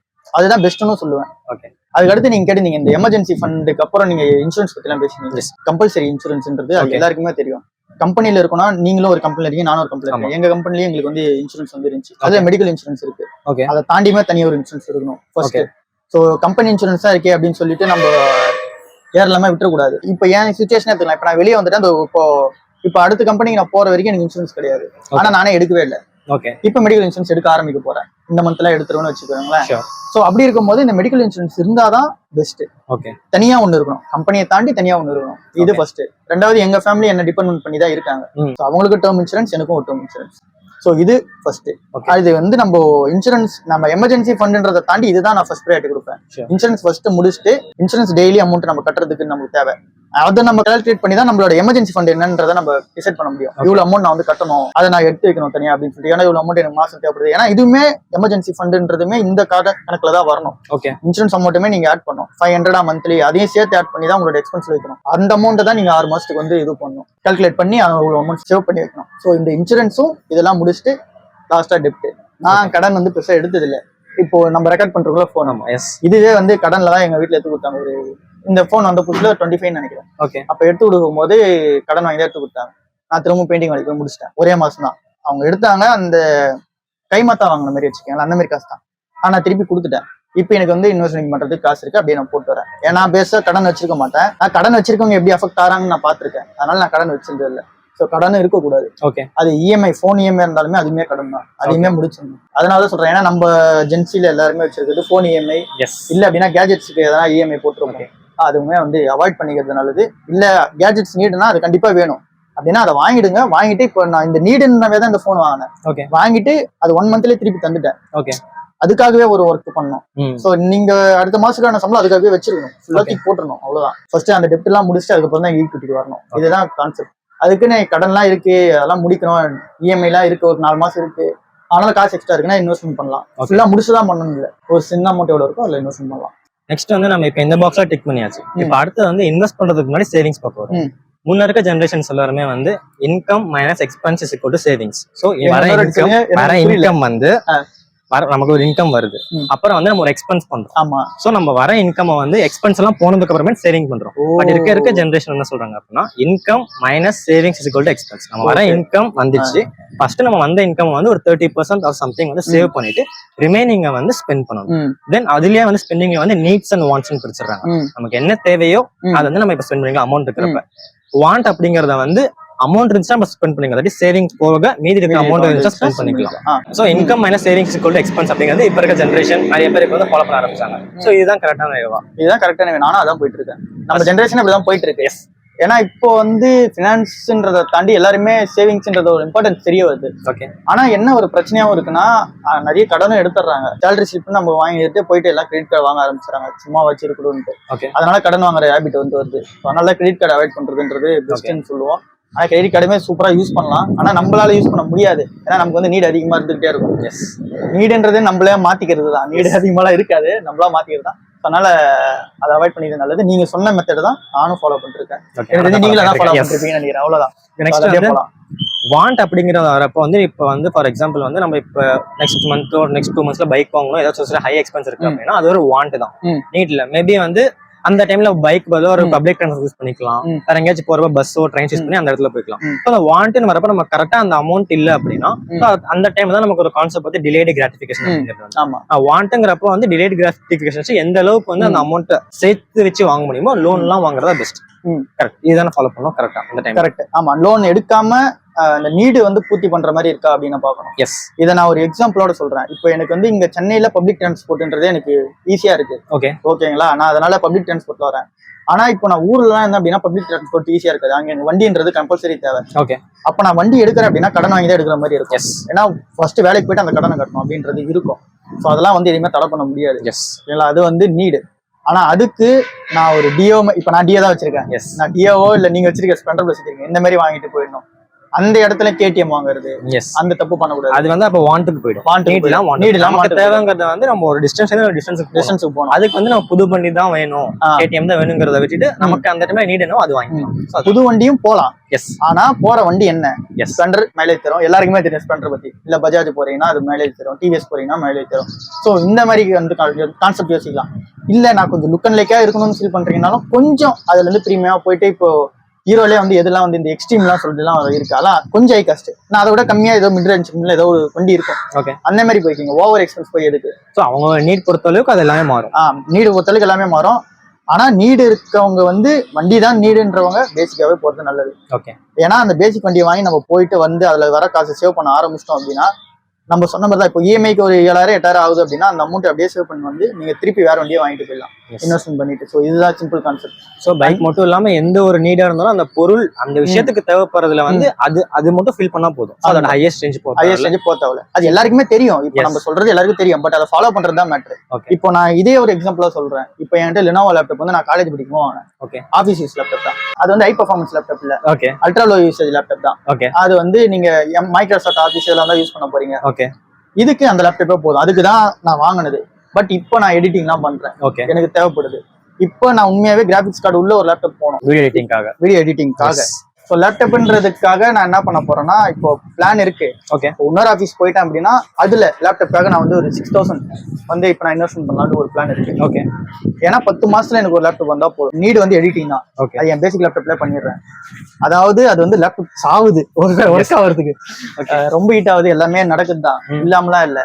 பட் ஆனாலும் எடிட்டிங்க்கு அது போதுமான தான் இருக்கு. 100 ரூபா 1000 ரூபாய்க்கு வந்து ஒரு ஃபேன் மாதிரி ஒன்று இருக்கும், laptop cooling fan. Cooling bad அதை யூஸ் பண்ணிக்கிறேன். வேற வழி இல்லை. ஏன்னா இப்ப நீடுக்கு வந்து எனக்கு எடிட்டிங் அவ்வளவுதான். பட் ஆனா வாண்ட் வந்து அது தேவைன்னு தான் இன்னும் நல்லா இருக்கும். ஓகே, நீடை நான் பூர்த்தி பண்ணிட்டேன். நான் வாண்ட்டுக்கு வந்து போறேன். ஓகே, ஸோ லேப்டாப்புக்கு இன்வெஸ்ட்மெண்ட் பண்ண ஸ்டார்ட் பண்ணுவேன். அதையும் நான் கடனெல்லாம் வாங்க மாட்டேன். நான் சொன்ன மாதிரி இதுக்கு ப்ராப்பரா இன்வெஸ்ட்மெண்ட் எல்லாம் பண்ணிட்டு வந்து அதுக்குன்னு ஒரு அமௌண்ட் எடுத்து வச்சிருப்பேன். ஓகே, ஸோ அதை எடுத்துட்டு போயிட்டு இன்வெஸ்ட்மெண்ட் வந்து பண்ணுவேன். பண்ணிட்டு அந்த காசு வரது பார்ப்பேன். இல்லை அப்படின்னா தனியா அமௌண்ட் வச்சுட்டு வந்து அதுக்கு எடுத்து போயிடுவேன். நான் சின்னதா ஒரு இன்வெஸ்ட்மெண்ட் வந்து பொறுமையா எனக்கு தேவை, அதை வந்து நான் பண்றேன் அப்படின்னா பெருசா ஃபண்ட்ஸ்ல பண்ண மாட்டேன், ஸ்டாக்ஸ்ல பண்ண மாட்டேன், கோல்ட்ல மட்டும் தான் போடுவேன். ஓகே, எமர்ஜென்சி ஃபண்ட்லயும் நான் கோல்ட்ல தான் போடுவேன். ஓகே, சின்னதா ஒரு நீட் இருக்கு, அந்த அமௌண்ட் வந்து ஒரு 5 மாசத்துல 6 மாசத்துல எடுத்துருவேன். ஆனா சும்மா அக்கௌண்ட்ல இருக்கிறதுக்கு என்ன பண்றதுனாலும் நான் அதுக்கு தான் போவேன். ஓகே, ஸோ இப்போ நெக்ஸ்ட் கொஸ்டின் வந்து 3 பாக்ஸ் டிக் பண்ணியாச்சு. நெக்ஸ்ட் நீங்க சொன்ன எமர்ஜென்சி ஃபண்ட் முடிச்சாச்சு, இன்சூரன்ஸ் முடிச்சாச்சு, சேவிங்ஸும் வந்துச்சு அப்படின்னா நெக்ஸ்ட் நம்ம வந்து ஃபண்ட்ஸ் ஈக்விட்டிஸ் பார்க்கலாம். ஆமா, ஈக்விட்டிஸ் பக்கம் போறப்போ வந்து நீங்க சொல்லிட்டீங்க மியூச்சுவல் ஃபண்ட்ஸ் அது வந்து டைவர்சிஃபிகேஷன் ஆப்ஷன்ல வச்சுக்கலாம். பட் இண்டிவிஜுவல் ஸ்டாக் பிக்கிங் வந்து பெஸ்ட் அப்படின்னு. ஸோ இண்டிவிஜுவல் ஸ்டாக் பிக்கிங்னா 7 ரூல்ஸ் நானே ஒன்று பார்த்துருக்கேன். இப்போ இத்தனை நாள் பார்த்ததில்ல, நீங்க பண்ண வீடியோஸ் எல்லாத்துலயும் வந்து நான் ஒரு 7 ரூல்ஸ் பார்த்துருக்கேன். இல்லை ஒவ்வொன்றா பார்க்கலாம், டவுட்ஸ் கேட்கறேன். ஃபர்ஸ்ட் வந்து ஸ்டாக் பிக்கிங் வந்து ஃபர்ஸ்ட் விஷயம் வந்து நான் யோசிக்கிறது வந்து அந்த கம்பெனியோட பிசினஸ் மாடலுக்கு முன்னாடி அந்த கம்பெனியோட market capitalisation. First market capitalisation வந்து ஃபர்ஸ்ட் வந்து ஸ்மால் ரேஞ்சா இருக்கா, மிட் கேப்ல இருக்கா, லார்ஜ் கேப்பா இருக்காங்கிறத பார்க்கணும். இதுல மோஸ்ட் ஆஃப் நீங்க சொன்ன வீடியோல பாத்தீங்க அப்படின்னா லார்ஜ் கேப் கம்பெனிஸ் ப்ரிஃபர் பண்ண சொல்லிருக்கீங்க. ஏங்கிற ரீசன் நீங்களே சொன்னீங்க. ஏன்னா லார்ஜ் கேப் கம்பெனிஸ் தான் வந்து ஒரு சுச்சுவேஷனா இருந்தாலும் ஒரு நெகட்டிவ் சுச்சுவேஷன்ல சினாரியோ போனாலும் அது வந்து ஓவர் கம் பண்றதுக்கான ஒரு இது அது கிடைக்கும்னு சொன்னீங்க. அது மட்டும் இல்லாம வந்து ப்ராடக்ட்ஸா இருக்கட்டும், சர்வீஸா இருக்கட்டும், அது வந்து ரொம்ப காலமா வந்து இருந்திருக்கும். அதனால ஃபர்ஸ்ட் வந்து லார்ஜ் கேப் கம்பெனிஸ் போறது வந்து பெஸ்ட் அப்படிங்க. சோ இப்ப சொல்ற பிரின்சிபல்ஸ் எல்லாமே வந்து வேல்யூ இன்வெஸ்ட்மெண்ட் சொல்றது எல்லாமே தான் ஒரு டிக் மாதிரி அடிச்சிட்டு வரோம். ஃபர்ஸ்ட் வந்து இது அது கூட இன்னொன்று ஆட் பண்ணிக்கோங்க. ஏன் லார்ஜ் கம்பெனிஸ் போகணுன்றது ஓகே இனிஷியலா வரும்போது உங்களுக்கு வந்து இன்ஃபர்மேஷன் வந்து ஸ்மால் கேப் மிட் கேப்ல கிடைக்காது. Okay correct. ஃபார் எக்ஸாம்பிள் உங்களுக்கு வந்து நீங்க சவுத் இந்தியன் பேங்கோட இன்ஃபர்மேஷன் நீங்க போய் பார்த்தாலுமே ஒரு ஆர்டிகல்லையுமே உங்களுக்கு ஒரு 10 days 20 days முன்னாடி இருக்க ஆர்டிகல்ல தான் இருக்க இன்ஃபர்மேஷன் மட்டும் தான் இருக்கும். ஓகே அந்த பேங்க் பத்தின அப்டேட் உங்களுக்கு உடனே வராது. ஓகே இதுவே நீங்க போய் டாடா மோட்டர்ஸோட நீங்க சும்மா டாடா மோட்டர்ஸ் ஷேர் நியூஸ் போட்டீங்கனாலே உங்களுக்கு டெய்லி அப்டேட் வந்து இருந்துகிட்டே இருக்கும். ஒரு 1 day ஆகோ 2 day ஆகோ ஒரு நியூஸ் கண்டிப்பா இருக்கும். ஓகே நாட்கோ போட்டீங்கனாலும் உங்களுக்கு வந்து நாட்கோலயும் உங்களுக்கு வந்து கொஞ்சம் ரேர் தான், ஏன்னா அது மிட் கேப் தான். ஓகே மார்க்கெட் கேபிடலைசேஷன் 20,000 போனாலே லார்ஜ் கேப்னு சொல்லுவாங்க. பட் ஆனாலும் அது மிட் கேப் செக்மெண்ட்லயே நம்ம வச்சுக்கலாம். Okay not perform. ஆமா, ஏன் அப்படின்னா ஒரு லார்ஜ் கேப்ன்றது நம்ம ஒரு 30-40 வச்சுக்கலாம். இது வந்து எக்ஸாக்ட் நம்பர்ன்றது ரூல்ஸ் மாதிரி எதுவுமே கிடையாது. இந்தியன் மார்க்கெட்டிங் கிடையாது, வேர்ல்ட் மார்க்கெட்டிங்கே அந்த மாதிரி ரூல்ஸ் கிடையாது. ஓகே நம்மளா பிரிச்சுக்கிறது தான் லார்ஜ் கேப். இது ப்ளூ சிப்னா உங்களுக்கு எல்லாருக்கும் தெரியும், ரொம்ப நாள் ரன் ஆயிட்டு இருக்க கம்பெனி. ஓகே, ஸோ அந்த மாதிரி கம்பெனிஸ்க்கு இது பிரச்சனை இல்லை. ஒரு 30 to 40,000 மார்க்கெட் கேப் இருக்க கம்பெனி லார்ஜ்னு வச்சுக்கோங்க. ஓகே மிட் வந்து 5 to 20 சொல்லுவாங்க, நம்ம வந்து ஒரு 20 to 30 வச்சுக்கலாம், இல்லைன்னா 10 to 30 வச்சுக்கலாம். ஓகே அதுக்கு கீழே இருக்கிறது 5,000 to 10,000 வந்து ஸ்மால் கேப். ஸோ ஓகேவா, அதுதான் இந்த நியூஸ் கிடைக்கும் உங்களுக்கு. ஓகே அதுதான் மேட்ரு. உங்களுக்கு லார்ஜ் கேப்ல என்ன பிரச்சனைனாலும் உங்களுக்கு நியூஸ் கிடைக்கும், பிளஸ்னால நியூஸ் கிடைக்கும், மைனஸ்னால நியூஸ் கிடைக்கும். ஆனா இங்க அது கிடைக்காது. அதுதான் ஃபர்ஸ்ட் நீங்க சொன்ன விஷயத்துல வந்து மார்க்கெட் கேபிடலைசேஷன் வந்து ஃபர்ஸ்ட் ரூல்ல டிக் பண்ணிக்கலாம். நெக்ஸ்ட் இப்போ அடுத்த விஷயம் வந்து அந்த கம்பெனியோட பிசினஸ் மாடல். அந்த பிசினஸ் வந்து இப்போ ஒரு கம்பெனி பிக் பண்ண போறோம் அப்படின்னா அந்த கம்பெனி வந்து என்ன பிசினஸ் பண்றாங்க, அந்த பிசினஸ் வந்து உங்களுக்கு புரியுதான்னு பார்க்கணும். ஸோ அந்த பிசினஸ் உங்களோட சர்க்கிள் ஆஃப் காம்பிடன்சி. ஸோ அந்த பிசினஸ் ஃபர்ஸ்ட் உங்களுக்கு புரியுதான்னு பார்க்கணும், அண்டர்ஸ்டாண்ட் பண்ண முடியுதான்னு பார்க்கணும். அதுல வந்து 2 இருக்கு, business to business, B2B and B2C. Business to business and business to consumer. Most of us நீங்க சொன்னதுல வந்து பிசினஸ் டு கன்சூமர் தான் பிக் பண்ணும். ஏன்னா வந்து அதுதான் வந்து அந்த கம்பெனி வந்து எப்படி ரன் ஆகுதுங்கிறத தெரிஞ்சுக்க முடியும், அந்த கம்பெனியோட மேனேஜ்மெண்ட் தெரிஞ்சுக்க முடியும். மேபி அந்த கம்பெனி பிசினஸ் டு கன்சூமர் இருக்கிறதுனால கன்சூமர் யூஸ் பண்ண ப்ராடக்ட்ஸா இருக்கட்டும், இப்போ கன்சூமர்ட்ட போய் அந்த ப்ராடக்ட்ஸ் எப்படி இருக்கு, குவாலிட்டி கேட்கலாம், அந்த சர்வீஸ் வந்து எப்படி அது ப்ரொவைட் பண்றாங்கிறத நம்ம கேட்கலாம். நெக்ஸ்ட் ஸ்டெப் வந்து பிசினஸ் மாடல். அதுல வந்து B2B B2C இருக்கு, அதுல வந்து B2C சொல்லிருக்கீங்க. இது ஏதாச்சும் ஆட் பண்ணுமா? B2B நம்ம பண்ணலாம். இப்போ நீங்க ஐடி கம்பெனி எல்லாம் B2B ல இருப்பீங்களா, C ல இருப்பீங்களா? B2B தான். B2B தான். ஆனா நம்ம ஐடி கம்பெனிஸ் தான் பார்த்துட்டு இருக்கோம். ஏன்னா இன்ஃபோசிஸ் எல்லாம் வரும்போது நம்ம லோ ரேஞ்சில் வரும்போது எடுத்தோம். நான் சொன்ன ஃபர்ஸ்ட் TCS எல்லாமே நான் வாங்கியிருக்கேன். ஓகே, அதுமே எனக்கு வந்து பிசினஸ் மாடலா வந்து ஓகே, ஒரு ப்ராடக்ட் சர்வீஸ் வந்து கொடுக்குறாங்க. ப்ராடக்ட் கிடையாது, சர்வீஸ் கொடுக்குறாங்க. ஸோ அந்த சர்வீஸ்க்கு இங்க வந்து இருக்க டெக்னாலஜி யூஸ் பண்ணி, இங்க இருக்க லோ மேன் பவர் யூஸ் பண்ணி அங்க ஹை-எண்ட் ப்ராடக்ட்டா கொடுக்குறாங்க. ஸோ இங்க வந்து 1 லட்ச ரூபாய்க்கு ஒரு ப்ராடக்ட் மேக் பண்றதுக்கு அதுக்கு சேலரி எல்லாம் கொடுக்குறாங்க அப்படின்னா, அந்த சர்வீஸ்க்கு இங்க ஸ்பெண்ட் பண்றாங்க அப்படின்னா அவங்க விற்கும் போது டாலர்ல விற்கிறாங்க, 10 lakh வந்து விற்கிறாங்க. ஓகே, ஸோ இந்த மார்ஜின் புரிஞ்சிச்சு. B2B தான் அது, ஆனா எனக்கு அந்த மார்ஜின் புரிஞ்சிச்சு. ஓகே ஓகேங்களா, ஒரு 9 lakh வந்து மார்ஜின் இருக்கு. இதுல கம்பெனி அவங்களோட எக்ஸ்பென்சஸ் எல்லாத்தையும் சேர்த்து எல்லாத்தையும் நம்ம எடுத்தோம் அப்படின்னா கூட ஒரு 7 lakh மார்ஜினா அப்படியே நிக்குது. ஓகே, TCS இது எல்லா ஐடி கம்பெனியுமே சேரும். இங்க லோயர் லேபரை பிடிச்சி நம்ம அதிகமா நம்ம நினைச்சிட்டு இருக்கோம் 1 lakh வந்து அதிகம்னு சொல்லிட்டு. ஓகே, ஆனா ஐடி சர்வீஸ் அவங்க வாங்குறது அதிகமா இருக்கு. அதனாலதான் இப்ப ஸ்டார்ட் அப் ஐடி கம்பெனிஸ் நிறைய பேர் வராங்க. ஸோ இங்க வந்து மார்ஜின் அதிகம், நீங்க வெளிநாட்டு ஆளுங்களுக்கு பண்ணி கொடுக்குறது. ஸோ இந்த B2B உங்களுக்கு பிசினஸ் புரிஞ்சுன்னா B2B பண்ணலாம். ஓகே, ஸோ நீங்க என்ன சொன்னீங்க அப்படின்னா பிசினஸ் மாடல் அண்டர்ஸ்டாண்ட் பண்ணா, அந்த பிசினஸ் புரிஞ்சிச்சு அப்படின்னா, நம்ம சர்க்கிள் ஆஃப் காம்படிஷன் இருந்துச்சு அப்படின்னா either B2B B2C. Okay, but B2C என்ன அட்வான்டேஜ் கிடைக்கும் அப்படின்னா நம்ம கன்சூமர்ஸ்ட்ட வந்து சர்வீஸ் அண்ட் ப்ராடக்ட் தெரிஞ்சுக்கலாம். பட் B2B உங்க சர்வீஸ் அவங்க என்ன பண்றாங்கன்னு தெரிஞ்சு அப்படின்னா கண்டிப்பா பண்ணலாம். ரெண்டாவது உங்களுக்கு B2C ல இன்னொரு பிளஸ், நீங்க சொன்ன மாதிரி ப்ராடக்ட் தெரிஞ்சுக்கலாம். ப்ராடக்ட் மேல உங்களுக்கு நம்பிக்கை வேணா நீங்களே வாங்கி யூஸ் பண்ணி பார்க்கலாம். ITC products. IT products. First வந்து நம்ம மார்க்கெட் கேபிடலைசேஷன் பார்த்தாச்சு, அது வந்து பிசினஸ் மாடல் பார்த்தாச்சு. நெக்ஸ்ட் வந்து 3வது விஷயம் வந்து ப்ரமோட்டர். ஸோ ப்ரமோட்டர் வந்து அந்த கம்பெனில எப்படி நடத்துறாங்க, ப்ரமோட்டர் வந்து எப்படி சொன்னது எல்லாமே கரெக்டா பண்ணிருக்காரா, அந்த ப்ரமோட்டரோட பேக்ரவுண்ட். ஸோ இதுதான் 3rd விஷயம். பட் இது ரொம்ப கொஞ்சம் கஷ்டம்.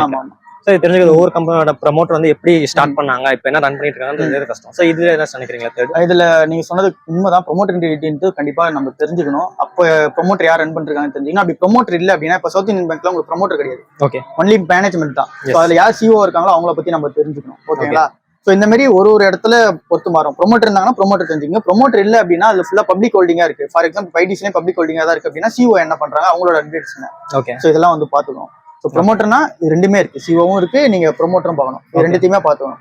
அந்த நியூஸ் எப்படி கேதர் பண்றதுன்னு தான் பெரிய டாஸ்க். எஸ், ப்ரொமோட்டர் நியூஸ் என்ன சொல்றாங்க அப்படின்றத கேதர் பண்றது. ஸோ இதுக்கு வந்து நான் யூஸ் பண்றது அவங்களோட AGM மீட்டிங்ல அவங்க பேசுவாங்க. ஆனுவல் ஜெனரல் மீட்டிங்ல வந்து அவங்க பேசுவாங்க. அதை நீங்க ஃபுல்லா கேட்கணும்னு அவசியம் இல்லை. நான் வந்து ஒரு டிப்ஸ் எல்லாம் யூஸ் பண்ணா அதெல்லாம் இவர்கிட்ட சொல்லிட்டு இருக்கேன். நமக்கு தேவையான இன்ஃபர்மேஷன் நம்ம எடுத்துக்கிற மாதிரி இருக்கும். பட் அது எல்லாரும் பண்ணணும்னு ஆசைப்பட மாட்டேன். எல்லாருமே வந்து அந்த ஆனுவல் ஜெனரல் மீட்டிங்லாம் அட்டன் பண்றது டைம் இருந்தா அட்டன் பண்ணிட்டோம், இல்லை அப்படின்னா அவங்களோட ஆனுவல் ஜெனரல் மீட்டிங்கே வந்து உங்களுக்கு ரிப்போர்ட் மாதிரி கொடுப்பாங்க, என்னென்ன டிஸ்கஸ் பண்ணிருக்காங்கன்னு சொல்லிட்டு. ஓகே, அந்த ஏர்னிங்ஸ் கால் ரிப்போர்ட்னு ஒன்று கொடுப்பாங்க. அவங்க என்ன வந்து பண்ணியிருக்காங்க, ஒரு ஃபினான்ஷியல் இருக்கும், அதுக்கு வந்து இவங்க சொன்னதை பண்ணியிருக்காங்களா அப்படின்றதெல்லாம் நமக்கு தெரிய வரும். ஓகே, ஃபார் எக்ஸாம்பிள் வந்து இப்போ ரீசெண்டா ரிலையன்ஸ் வந்து கடன் அடைக்கிறேன்னு சொன்னாங்க, ஆனால் அதை பத்தி பேசவே இல்லைன்னு. அதை பத்தி கேள்வி கேட்டாலும் அவங்க பதில் சொல்ல மாட்டாங்க. உங்களுக்கு அந்த டிரான்ஸ்கிரிப்டை பார்க்கும்போது உங்களுக்கு தெரிஞ்சிடும். ஒரு கேள்வி இருக்கும், அதுக்கான பதில் இல்லை அப்படின்னா அது எப்படி அவங்க சொல்லியிருக்காங்கன்றதுன்னு தெரிஞ்சிடும். ஓகே ஓகேங்களா? இதுவே நீங்க நாட்கோ கேஸ் எடுத்து பாத்தீங்கன்னா, நான் நாட்கோவோட ப்ரொமோட்டர் இன்டிகிரிட்டி மட்டும் தான் நான் வந்து ரொம்ப டீட்டெயிலா படிச்சேன். ஏன்னா எனக்கு வீடியோ போட்டிருக்கீங்க. ஆமா, அதுதான் ஒரு சீரியஸா பண்ணும்போது அது இன்னும் ஹெல்ப்ஃபுல்லா இருந்துச்சு. ஃபார் எக்ஸாம்பிள் இப்ப 2026ல என்னோட ப்ராடக்ட் வந்து முடிய போகுது சொல்லிட்டாரு, இறங்குது ஷேர் பிரைஸ். ஓகேங்களா? அது இறங்குது, தெரிஞ்சுதான் பண்றாரு. என்கிட்ட காசு இருக்கு, நான் இதுவும் டிவிடெண்ட் கொடுக்க மாட்டேன், ஓகே, ஏன்னா அடுத்த ப்ராடக்ட் இன்வெஸ்ட்மெண்ட் பண்ண போறேன் சொல்லிடுறாரு. அடுத்தது வேற என்ன வேணும் வந்து நீங்க அடுத்து என்கிட்ட டிவிடெண்ட் கேக்குறீங்க, இதுவும் என்னால் தர முடியாது, நான் அடுத்து இன்வெஸ்ட்மெண்ட் பண்ண போறேன். அடுத்த ப்ராடக்ட் பைப்லைன் நான் நிறைய வச்சிருக்கேன், ஓகே, எது சக்சஸ் ஆகும்னு தெரியல, ஆனா கண்டிப்பா ஏதோ ஒண்ணு இல்லாம 3 நாள் சக்சஸ் ஆகும்னு சொல்றாரு. ஓகே, பண்ணிட்டு வரும் ஒரு நம்பிக்கை இருக்கு. இதே மாதிரி நம்ம லாஸ்ட் நான் 3 இயர்ஸ் எடுத்து பார்த்தேன். இதை நான் சொல்றது இந்த 2024 to 25 இந்த காலகட்டத்துல இந்த ஏர்னிங்ஸ் கால் ரிப்போர்ட்டை பத்தி நான் சொல்லிட்டு இருக்கேன். அந்த ஆனுவல் ஜெனரல் மீட்டிங்கை பத்தி சொல்லிட்டு இருக்கேன். ஓகே, இதுக்கு முன்னாடி நடந்தது நீங்க எடுத்து பார்க்கலாம், உங்களுக்கு அவைலபிள் டேட்டா தான். எஸ், ஒரு 2020ல இருந்து எடுத்துக்கீங்களா, அதுல இருந்து ஒரு 3 வருஷம் நீங்க பாத்தீங்கன்னா சொன்னதெல்லாம் பண்ணிருக்கோம், பண்ண முடியலாம், ஒத்துக்கிட்டோமா அதான் மேட்ரு. ஓகே, ஸோ அதையும் ஒத்துக்கிட்டாங்க. நாங்க இந்த FDA ஆக்ஷன்ஸ்லாம் வந்து நிறைய எடுத்தாங்க அந்த நேட்கோ மேல. ஆமா, எங்க இது ஆக்ஷன் எடுத்தாங்க, அதுல எங்களுக்கு ப்ராப்ளம் இருக்குன்னு ஃபைண்ட் அவுட் பண்ணாங்க. ஆமா, நாங்களும் ஒத்துக்கிறோம். ஓகே, டாட்டாவுமே இதெல்லாம் வந்து ஒத்துப்பாங்க. ஸோ அதெல்லாம் இருக்கா? இப்படிதான் நம்ம வந்து ப்ரொமோட்டர்கிட்டே பார்க்க முடியும். ஓகே, நம்மளால நியூஸா படிச்சு தெரிஞ்சுக்கிட்டு கொஞ்சம் கஷ்டம். இப்படி போயிருக்கலாம். Okay sir. ஸோ ஃபர்ஸ்ட் நம்ம வந்து மார்க்கெட் கேபிடேஷன் பார்த்தாச்சு, நெக்ஸ்ட் வந்து பிசினஸ் மாடல் பார்த்தாச்சு, தேர்ட் ப்ரமோட்டர் கொஞ்சம் கஸ்டமர் விஷயத்தை நீங்க சிம்பிளிஃபை பண்ணி சொல்லுங்க. சிம்பிளிஃபை. ஓகே, இது மூணு பட்ஜெட் பண்ணதுக்கு அப்புறமேட்டு தான் நம்ம வந்து ஃபண்டமெண்டல் அனாலிசிஸ்க்குள்ளே வர போறோம். இதுல தான் வந்து நம்ம வந்து வேல்யூ இன்வெஸ்டிங்குள்ள போறோம். ஸோ இதுக்கு தான் இந்த மூணுமே பார்த்தாச்சு. இப்போ வந்து ஃபண்டமெண்டல் அனாலிசிஸ். ஃபண்டமெண்டல் அனாலிசிஸ்ங்கிறப்ப வந்து நான் ஃபர்ஸ்ட் பார்த்தது, நீங்க சொன்னதுல ஃபர்ஸ்ட் பார்த்தது வந்து ஃபர்ஸ்ட் அந்த கம்பெனி வந்து கடன் இருக்கா, டெப்ட் இருக்கா. ஸோ அதுல என்ன சொல்லியிருக்காங்க அப்படின்னா அசெட்ஸ் அண்ட் லயபிலிட்டிஸ். அசெட்ஸ் வந்து 2 ரேஷியோல இருக்கணும். ஃபர்ஸ்ட் லயபிலிட்டிஸ் அப்படிங்கிறது இருக்கக்கூடாது, டெப்ட் இருக்கக்கூடாது. இருந்தால் லாங் டேர்ம் டெப்டா இருக்கலாம். அதுவும் எந்த ரேஷியோல இருக்கும் அப்படின்னா அசெட்ஸ் வந்து 2 ரேஷியோல இருந்துச்சு அப்படின்னா லயபிலிட்டிஸ் வந்து 1 இருக்கும். ஸோ 2:1 இருக்கணுங்கிறது ஃபர்ஸ்ட் பாயிண்ட் சொல்லியிருக்கேன். இது வந்து டெப்ட் செக் பண்றது. ஸோ டெப்ட் செக் பண்ணி முடிச்சதுக்கு அப்புறமேட்டு வந்து நெக்ஸ்ட் அந்த கம்பெனி வந்து அண்டர் வேல்யூடா இருக்கா, ஓவர் வேல்யூடா இருக்காங்கிறத பார்க்கணும். ஸோ அதுக்கு வந்து மார்ஜின் ஆஃப் சேஃப்டிங்கிறது ஒன்று இருக்கு. ஸோ மார்ஜின் ஆஃப் சேஃப்டிங்கிறது நம்ம யூஸ்வலா வந்து வேல்யூ இன்வெஸ்ட்மெண்ட் யூஸ் பண்றது தான். அது சிம்பிளா வந்து ஒரு 10 ரூபாய் பொருள் வந்து 6 ரூபாய் கிடைக்குதா, ஒரு கரெக்டான நம்ம யூஸ் பண்ற ஒரு ப்ராடக்ட் வந்து டிஸ்கவுண்டட் வேல்யூல கிடைக்குதாங்கிறத பாக்குறது தான் வந்து discounted cash flow method. Next வந்து PE method. So discounted cash flow மெத்தட்ல என்ன பிரச்சனை வரும்னா ஃபியூச்சர் earnings நம்மளே அதுல கால்குலேட் பண்ணி போடுற மாதிரி இருக்கும். அது வந்து சஃபிஷியன்டா இருக்காது, நமக்கு தெரியாதுங்கிறதுனால நம்ம அடுத்த வேல்யூக்கு போறோம். That is P/E calculation. அதுல வந்து அடுத்து பார்க்க வந்து price to earnings ratio. Price to earnings ratio வந்து லாங் டேர்ம்ல பாத்தீங்க அப்படின்னா less than 20 இருக்கிறது வந்து பெஸ்ட்னு சொல்றாங்க லாங் டேர்ம்ல.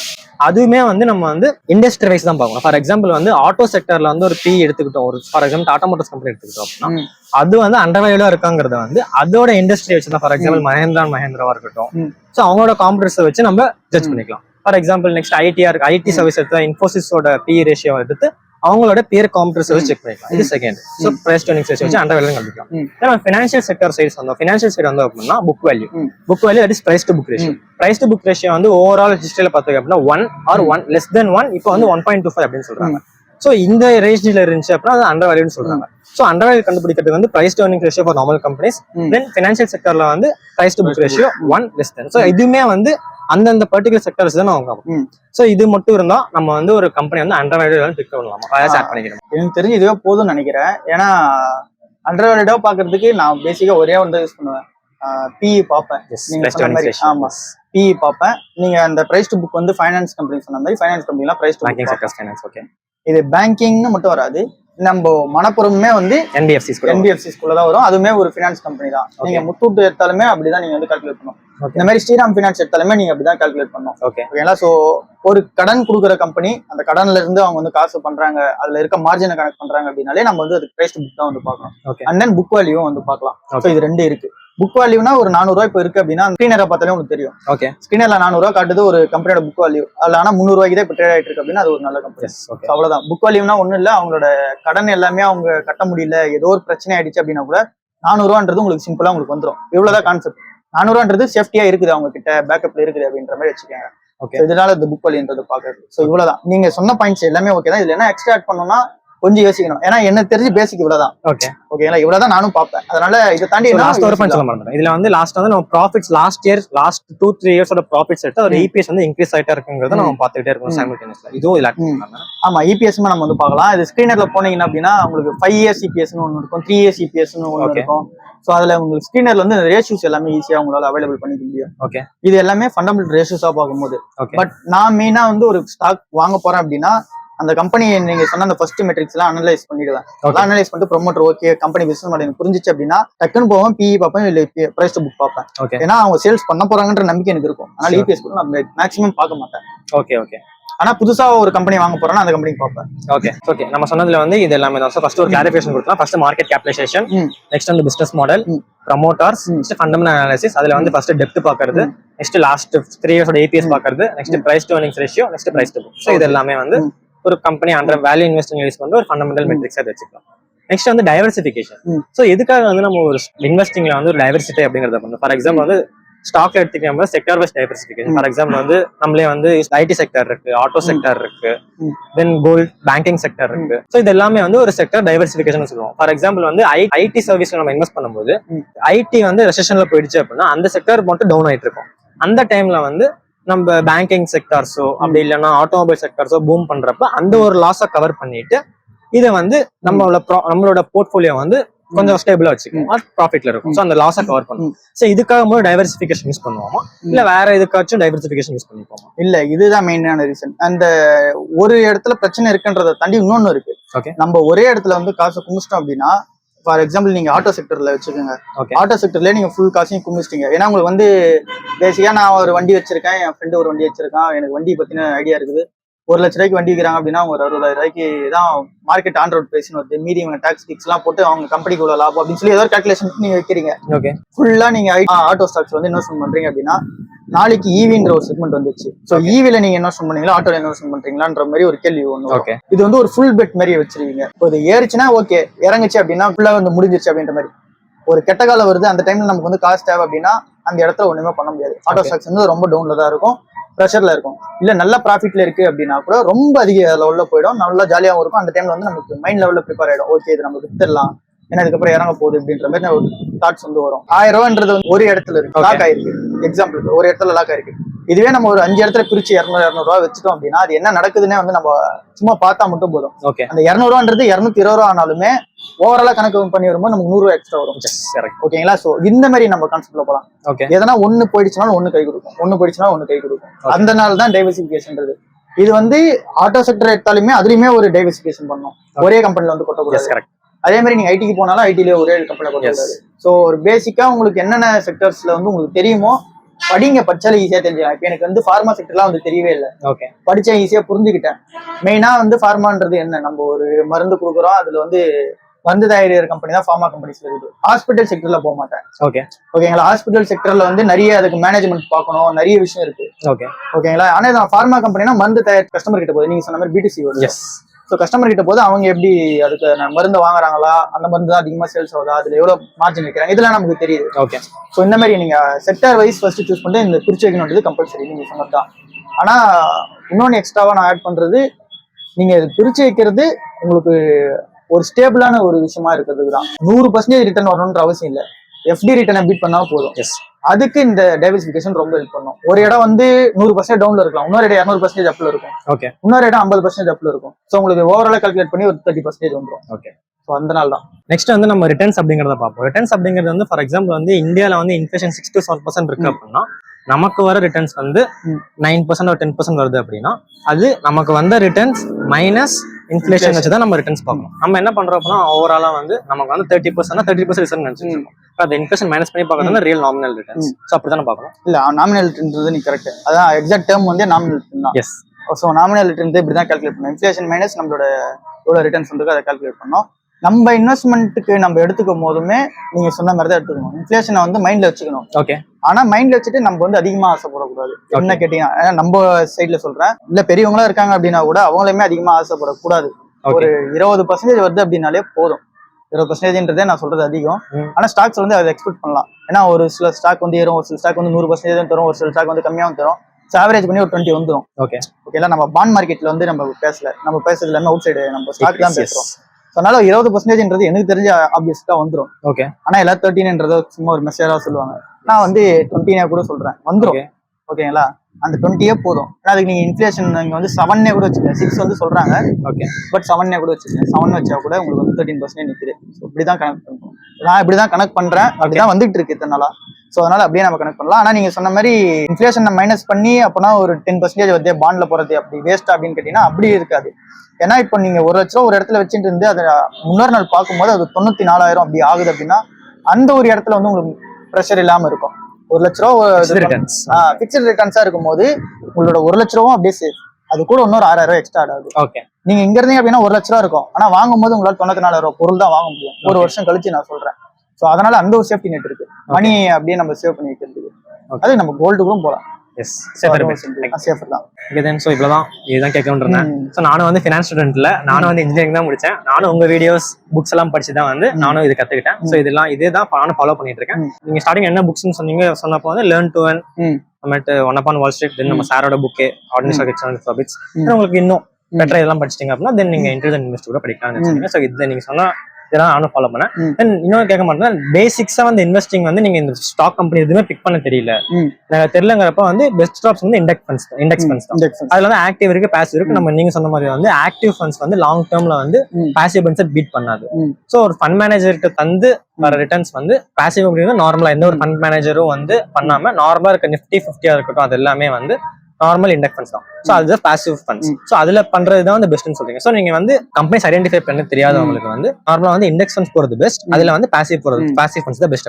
அப்படி இது நான் சொல்லல, எல்லாரும் சொன்னதுதான். நானும் அதை ஃபாலோ பண்றேன். நீங்க பார்த்தேன்னு சொல்லுவாங்க. அதான் அது நான் எல்லாரும் சொன்னதை நான் சொன்னேன். அது கரெக்டான்னு சொல்லிட்டு நான் ஒரு கிளாரிபிகேஷன் கரெக்ட் அப்படின்னு தோணுச்சு. அதுதான் உண்மையும் கூட. நம்ம சார்லி மங்கர் சொல்றதா இருக்கட்டும், இல்ல வாரன் பஃபெட் சொல்றதா இருக்கட்டும், பாசிவ் ஃபண்ட்ஸ் வந்து ஆக்டிவ் ஃபண்ட்ஸை ஈஸியா பீட் பண்ணிட்டோம் லாங் டேர்ம்ல பார்க்கும்போது அப்படின்னு சொல்றாங்க. பட் அதுக்கேற்ற மாதிரி தான் இது நடந்திருக்கு. நம்ம S&P 500 நீங்க நாஸ்டாக்கோ அவங்க ஊர் கணக்குல நீங்க எடுத்து பாத்தீங்கன்னாலும் உங்களுக்கு இண்டெக்ஸ் ஃபண்ட்ஸோட ரிட்டர்ன்ஸ் தெரியும். நம்ம ஊரோட நிஃப்டி சென்செக்ஸோட இண்டெக்ஸ் ஃபண்ட்ஸோட ரிட்டர்ன் நீங்க எடுத்து பார்த்தாலுமே உங்களுக்கு தெரியும் ஆக்டிவ் ஃபண்ட்ஸ் வந்து எந்த அளவுக்கு பீட் பண்ணிருக்குன்னு. ஃபர்ஸ்ட் ஆக்டிவ் ஃபண்ட்ஸ் பாசிவ் ஃபண்ட்ஸே வந்து நிறைய பேர் டவுட்டா இருக்கும். சிம்பிளான கான்செப்ட். நீங்க நிஃப்டி 50 நெக்ஸ்ட் நிஃப்டி 50 இந்த மாதிரி ஒரு நிஃப்டி இண்டெக்ஸ் ஃபண்ட்ஸ் அதுலயே மென்ஷன் பண்றாங்க. பின்னாடி வந்து இண்டெக்ஸ் ஃபண்ட்ஸ்ன்றது ஒரு ஆட் ஆனா கொடுத்துருவாங்க. இது வந்து மியூச்சுவல் ஃபண்ட்ஸுக்கு ஃபண்ட்ஸ்ன்னு இருக்கும். மியூச்சுவல் ஃபண்ட்ஸ் கம்பெனியே ETFsன்ற ஒரு ப்ராடக்ட் விற்கிறாங்க. இது வந்து ஷேர் மாதிரி ட்ரேட் ஆகும். இதுவுமே வந்து அந்த இண்டெக்ஸ் தான் அப்படியே சேமா ரெப்ளிகேட் பண்ணும். ஓகேவா? ஏன் அப்படின்னா ஆக்டிவ் ஃபண்ட்ஸ்ன்றதுக்கு நம்ம எக்ஸாம்பிளுக்கு நீங்க குவாண்ட் மியூச்சுவல் ஃபண்ட்ஸ் அதை எடுத்துக்கோங்க. இல்ல அப்படின்னா நீங்க பராக் பாரிக்குமே ஃபிளெக்ஸி கேப் ஃபண்ட் இருக்கு, அது நல்ல ரிட்டர்ன்ஸ் கொடுத்துட்டு இருக்கு. சோ அந்த ரிட்டர்னுமே நீங்க போய் எடுத்து பாருங்க. அதுவுமே வந்து இண்டெக்ஸ் கூட வந்து போட்டி போட தான் ட்ரை பண்ணும். எக்ஸ்ட்ராவால பீட் பண்ணாது. நீங்க ஸ்மால் கேப், மிட் கேப், இல்ல அப்படின்னா நிறைய வந்து வச்சிருக்காங்க. இதுல ஹைபிரிட்ல நிறைய இருக்கு, இல்ல வெறும் டெப்ட் இன்ஸ்ட்ருமெண்ட்ல நிறைய மியூச்சுவல் ஃபண்ட்ஸ் இருக்கு, ஃபுல் ஈக்விட்டி பேஸ் பண்ண மியூச்சுவல் ஃபண்ட்ஸ் நிறைய இருக்கு, இல்ல செக்டார் வைஸ் பேட் பண்ண மியூச்சுவல் ஃபண்ட் நிறைய இருக்கு. எந்த ஒரு ஃபண்ட்ஸ் எடுத்து பார்த்தாலுமே இண்டெக்ஸ் ஃபண்ட் தான் பீட் பண்ணாது. இண்டெக்ஸ் ஃபண்ட்ஸ்ன்றது நம்ம ஃபர்ஸ்டே சொன்ன மாதிரி சிம்பிளா நிஃப்டி சென்செக்ஸ் இதை வந்து ட்ராக் பண்ற ஒரு விஷயம் தான் வந்து நம்ம இண்டெக்ஸ் ஃபண்ட் சொல்லுவோம். பேசிக்கா யாரும் சென்செக்ஸ் பத்தி பேச மாட்டாங்க. ஆனா சென்செக்ஸ் ட்ராக் பண்றது நல்ல ஃபண்ட்ஸா தான் இருக்கும். ஓகே, ஸோ தென் இவ்வளவுதான். ஸோ நீங்க சொன்ன இதுல வந்து நானும் வந்து மார்னிங் எதாவது நியூஸ் ஃபாலோ பண்றேன் ஸ்டாக்ஸ் பார்க்கறதுக்கு. ஸோ நீங்களும் வந்து டெய்லி வீடியோ போடுங்க, நாங்களும் ஃபாலோ பண்றோம். அவ்வளவுதான். ஸோ இவர் சொன்ன மாதிரி தான் இதே ஸ்டெப் தான் நானும் ஃபாலோ பண்ணுவேன். நானும் அதே மாதிரி தான் இண்டெக்ஸ் ஃபண்ட்ஸ் இந்த விஷயம்லாம் வந்து பார்த்து புரிஞ்சுக்கும் போது இதெல்லாம் நான் வந்து பண்றதுக்காக பார்க்கல, பட் எல்லாரும் கேட்கும் போது இதெல்லாம் பார்த்து தெரிஞ்சுக்கலான்றதுக்காக பிக் பண்ணது தான். அண்ட் தென் அதை நம்ம சொல்றோம் அப்படின்னா நம்ம ஒரு இன்வெஸ்ட்மெண்ட் பண்ணாம சொல்லக்கூடாதுன்ட்டு இன்வெஸ்டும் பண்ணி பார்த்தேன். அண்ட் தென் இன்வெஸ்ட்மெண்ட் வந்து நான் சொல்றது நான் பண்ண மாட்டேன். அந்த இத்தனை நாள் என்ன ரிட்டர்ன்ஸ் கொடுத்துருக்குன்ற ஒரு கால்குலேஷன் எடுப்பேன். அண்ட் தென் இது மற்ற ஃபண்ட்ஸோட எவ்வளவு கொடுத்துருக்கு. ஃபார் எக்ஸாம்பிள் இண்டெக்ஸ் ஃபண்ட்ஸ்ல ஒரு கால்குலேஷன் எடுப்பேன். அதோட 2010 என்ன வேல்யூ இருந்துச்சு, இப்போ எவ்வளவு வேல்யூ இருக்கு, நெட் அசெட் வேல்யூவா நம்ம பாக்குறது. ஆக்டிவ் ஃபண்ட்ஸோட நெட் அசெட் வேல்யூ எடுப்பேன். எல்லாத்தையும் எடுத்து லாஸ்டா ரிட்டர்ன்ஸ் எவ்வளவு வருதுன்னு கனெக்ட் பண்ணுவேன். அந்த ரிட்டர்ன்ஸ்ல இருந்து எக்ஸ்பென்ஸ் ரேஷியோ கால்குலேட் பண்ணும். எக்ஸ்பென்ஸ் ரேஷியோ எவ்வளவு போயிருக்கு, அண்ட் தென் எக்ஸிட் லோட் எவ்வளவு இருக்கு, நம்ம ரிடக்ஷன் பண்ணி வரும்போது அதுக்கு ஃபீஸ் எவ்வளவு வாங்குறாங்க, இது எல்லாத்தையும் கால்குலேட் பண்ணி வரும்போது இண்டெக்ஸ் ஃபண்ட்ஸ் வந்து பீட் பண்ணிருக்கு. இது மியூச்சுவல் ஃபண்ட்ஸ்க்காக நான் ஸ்பெஷலா சொல்றது. ஸோ இது எல்லாமே நான் கால்குலேஷன் பண்ணி பார்த்துட்டு தான் நானும் சொல்றேன். ஒரு 10 years 20 yearsக்கு நான் வந்து மேக்ஸிமம் என்னோட ரிசர்ச் எல்லாமே 2015ல இருந்து இருக்கும். நான் ஒரு 10 வருஷத்துக்கு எடுத்துக்கலாம் அப்படின்னு தான் வந்து பண்ணுவேன். போன வருஷம் பண்ண போதுமே 2017 தான் எடுத்தேன். ஸோ நீங்க சொன்ன மெட்ரிக்ஸை அப்படியே ஃபாலோ பண்ணணும் அப்படின்னு கேட்டீங்கன்னா நீங்க மெட்ரிக்ஸை வந்து மாத்திக்கலாம். ஃபார் எக்ஸாம்பிள் பிசினஸ் மாடல் புரியுதான்னு பாத்துக்கோங்க, அதுக்கடுத்து ப்ரொமோட் இன்டெகிரிட்டி பாத்துங்க, இல்ல ப்ரொமோட் இன்டெகிரிட்டி ஃபர்ஸ்ட், இல்ல கடன் இருக்கா, அண்ட் அவங்க ப்ராஃபிட்ல போறாங்களா, இதெல்லாம் நீங்க ஃபர்ஸ்ட் பாக்குறது அதை பார்த்துக்கலாம். பட் இந்த மெட்ரிக்ஸ்ல இருக்குது எல்லாத்தையும் ஒரு செக்லிஸ்ட் மாதிரி வச்சுக்கோங்க. அதை செக்லிஸ்ட்ல டிக் பண்ணிட்டே வாங்க, இதெல்லாம் இருக்கா, இதெல்லாம் கண்டிப்பா முடிச்சிருக்கணும் அப்படின்னு சொல்லிட்டு. அண்ட் தென் இந்த மார்க்கெட் கேப்ன்றது லாஸ்டா வச்சுக்கோங்க. ஏன் அப்படின்னா ஃபர்ஸ்ட்லேயே வந்து நம்ம அந்த மார்க்கெட் கேப்பா சூஸ் பண்ணுன்றது இல்லை. பிசினஸ் மாடல் புரிஞ்சிருச்சு அப்படின்னா போதும். அதுக்கப்புறம் நீங்க மார்க்கெட் கேப் எதுக்காகனா நியூஸஸ் உங்களுக்கு வந்து வராது, அண்ட் தென் உள்ள என்ன நடக்குதுன்னு தெரியாதுன்றதுனாலதான். ஸோ அது உங்களுக்கு உள்ள நடக்குது தெரியணும் அப்படின்னா நான் சொன்ன மாதிரி நீங்க படிச்சுதான் ஆகணும். அது நீங்க அவங்களோட ஃபினான்ஷியல் ரிப்போர்ட் எடுத்து படிச்சுதான் ஆகணும். இல்லை அப்படின்னா நீங்க சவுத் இந்தியன் பேங்கோட ஒரு உள்ள பேங்க்குள்ள போய் பாருங்க. IDFC பெரிய பேங்க். நீங்க சவுத் இந்தியன் பேங்க்கும் கர்நாடகா பேங்க்கும் தமிழ்நாடு மெர்கன்டைல் பேங்க்கும் இது உள்ள நீங்க உள்ள போய் பார்த்துட்டு அவங்க கிட்ட இந்த எம்ப்ளாயிஸ் கிட்ட பேசுற விதத்துக்கு நீங்க பாத்தீங்கன்னா அதுக்கும் உங்களுக்கு ஐடிஎஃப்சி இண்டஸ்இண்ட் பேங்கோட எம்ப்ளாயிஸ் உங்களுக்கு ட்ரீட் பண்றதுக்கும் வித்தியாசம் இருக்கும். ஓகே. அவங்க குவாலிட்டி ரன் பண்றது உங்களுக்கு தெரியும். இது எல்லாமே பிரைவேட் தான். அந்த பேங்க் உள்ள போயிட்டு அவங்க எப்படி ட்ரீட் பண்றாங்க பாருங்க, அந்த பேங்கோட சர்வீசஸ் எந்தெந்த டைம்ல அவைலபிள் இருக்குன்னு பாருங்க. ஓகே. இதுலயே உங்களுக்கு தெரிஞ்சிடும் எது வந்து பெஸ்ட்டான குவாலிட்டி ப்ரொவைட் பண்றாங்க. ஓகே. ஜஸ்ட் ஒரு வாரம் விசிட் பண்ணா தெரிஞ்சிடும். இல்ல அப்படின்னா அந்த பேங்கோட கஸ்டமர்ஸ் யாரா இருப்பாங்க. ஓகே. உங்களுக்கு எப்படி அக்கௌண்ட் இஷ்யூஸ்லாம் எப்படி வருது, அந்த உங்களுக்கு அக்கௌண்ட் நோட்டிஃபிகேஷன் எப்படி வருது. இப்போ ஐடிஎஃப்சி யூஸ் பண்றேன் பேங்க்குக்கு நான் பொதுவா ஐடிஎஃப்சி யூஸ் பண்றேன்னா எனக்கு வந்து மெயில் அலர்ட் கொடுத்துருவாங்க. எதுவாக இருந்தாலும் பேங்க் சர்வர் டவுன் ஆக போதுனா அதோட அலர்ட் எனக்கு முன்னாடி வந்துடும். ஓகே. இந்த டைம்ல வந்து யூபிஐ ஒர்க் ஆகுது பாத்துக்கோங்க, கேஷ் எடுத்து வச்சுங்க, சும்மா ஒரு நோட்டிஃபிகேஷன் தான். இது அவங்க கொடுக்கணும்ன்றது வந்து எல்லா பேங்க்ஸ்க்கும் ஒரு ரூல்ஸா இருக்கு. ஆனா ரூல்ஸா இல்லை, பட் ஆனா இவங்க இன்ஃபார்ம் பண்ணிடுறாங்க. ஓகே. ஓகேங்களா. ஏடிஎம்ல வந்து இத்தனை டிரான்சாக்ஷன் போயிட்டு இது இவ்வளவு லிமிட் முடிய போது பாத்துக்கோங்க அப்படின்னு சொல்லிட்டு வருது. ஆனா அவங்களுக்கு அதுலதான் காசு அதிகம். ஆனா அவங்க ஏதாவது மென்ஷன் பண்றாங்கன்னு எனக்கும் தெரியல. சோ இதெல்லாம் பார்க்கும்போது ஓகே அப்படின்ற மாதிரி எனக்கு ஒரு ஃபீல். இது நான் வந்து ஐடிஎஃப்சி ஷேர் ஹோல்டரா சொல்றேன். நான் அந்த பேங்க்லயே வந்து அக்கௌண்ட் வச்சிருக்கேன். ஒரு ஷேர் ஹோல்டராகவும் எனக்கு ஒரு பெஸ்டா இருந்துச்சு. ஸோ இந்த மாதிரி உங்களாலையும் நிறைய ஃபீல் பண்ணிக்க முடியும், நிறைய ரிலேட் பண்ணிக்க முடியும். ஓகே. அந்த மாதிரி ரிலேட் பண்ணிக்க முடிஞ்சு அப்படின்னா ஈஸி. ஷூர். அவர் என்கிட்ட நிறைய கேட்டாரு. நானும் அவரும் ஒரே லெவல்ல தான் இருக்கும். அதாவது நான் ஃபினான்ஸ் சைட்ல சொல்றேன். நான் என்னென்ன லேர்ன் பண்ணிக்கிட்டேன்னா அதை அவர் வீடியோவா பாக்குறாரு. நான் லேர்ன் பண்ணிட்டு தான் வீடியோலையும் போடுவோம். அதை தாண்டி எக்ஸ்ட்ரா பெரிய லேர்னிங்லாம் எதுவும் கிடையாது. டெய்லி மார்க்கெட் நியூஸ் வந்து படிக்கிறேன், அது உங்களுக்கு அப்டேட்டும் பண்ணிட்டு இருக்கேன். ஸோ அதே தான் அவரும் பண்றாரு. அவருமே ஒரு பேஜ் வச்சிருக்காரு. நீங்களும் ஒரு பேஜ் வச்சிருக்கீங்க. நேற்று நீங்க எப்போ ஓப்பன் பண்ணீங்களோ நானும் ஒரு பேஜ் வந்து இன்ஸ்டால ஓப்பன் பண்ணி டெய்லி மார்க்கெட் நியூஸ் 1.5 நிமிஷத்துல ஹெட்லைன்ஸ் பண்ணி நான் சொல்ல நீங்க எக்ஸ்பிளைன் பண்ணி தெளிவா சொல்றீங்க. ஸோ அவ்வளவுதான். அவரும் ஒரு பேஜ் வச்சிருக்காரு. அதோட லிங்க் நான் வந்து டிஸ்கிரிப்ஷன் கொடுக்குறேன், நீங்க பாருங்க. ஸோ சேம் தான். நான் என்ன பண்றேனோ அதே தான் அவரும் பண்றாரு. ரெண்டு பேருமே சிமிலாரிட்டிஸ் நிறைய இருக்கு. அதையும் நிறைய டிஸ்கஸ் பண்ணோம். அதெல்லாம் வந்து இப்போ பேசணும்னா ஷேர் மார்க்கெட் தாண்டி அப்பார்ட் டாபிக் போயிடும். பட் நிறைய சிமிலாரிட்டிஸ் வந்து இருக்கு. அவரு ஈஸி, நான் ஈஸி, நான் ஃபினான்ஸ் எப்படி வந்தனோ அதே மாதிரி அவரோட சிமிலாரிட்டிஸும் வந்து ஃபினான்ஸ்ல வந்ததுக்கு நிறைய இருக்கு. அண்ட் தென் அவரு அடுத்தடுத்த ஸ்டெப் லைஃப்ல எடுத்துக்கும் போது நிறைய சேஞ்சஸ் எல்லாம் வந்து நடக்கும். அதே சேஞ்சஸ் வந்து எனக்கும் நடக்குது. அவரும் அதை பாக்குறாரு. ஸோ நிறைய ரிலேட் பண்ணிக்க முடியுது. அதனால அவரும் வந்து பேசணும்னு சொல்லி ஆசைப்பட்டாரு. நம்ம இன்னைக்கு பேசியாச்சு. ஸோ பாருங்க, நீங்களும் வந்து ஃபினான்ஸ் படிக்கிறீங்க அப்படின்னா இவ்வளவுதான் பேசிக்கான கான்செப்ட். நம்ம என்ன சொல்றோமோ அதே தான். நீங்க உலக லெவல் கான்செப்ட் போனாலுமே அதே தான். நீங்க வாரன் பஃபட், சார்லி மங்கர், நீங்க யார்கிட்ட போனாலுமே உங்களோட கான்செப்ட் வந்து இவ்வளவுதான். நீங்க இதெல்லாம் படிச்சிட்டீங்க அப்படின்னாலே போதும். பட் என்ன ஒண்ணு லாஸ்ட்ல மைண்ட் லெவல்ல வந்து நம்ம ப்ளே பண்ணணும். மைண்ட் லெவல்ல வந்து இப்ப நான் சொன்னோம் அப்படின்னா நான் போர்ட்ஃபோலியோ எடுத்து ஓப்பன்லாம் பண்ணி பார்க்க மாட்டேன். அண்ட் தென் இப்ப பார்த்தாலுமே இந்த நெகட்டிவ்ல தான் இருக்கு. எனக்கு ஆச்சரியமா தான் இருக்கு.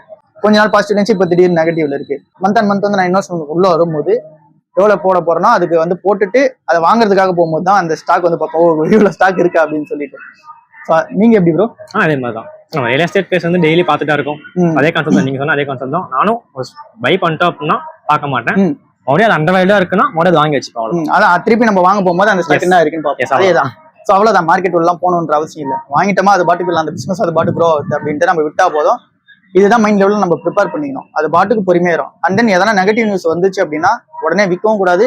அண்ட் தென் உடனே பாசிட்டிவ் நியூஸ் வந்துன்னா வாங்கவும் கூடாது. நம்ம போய் அந்த நியூஸை படிக்கணும்.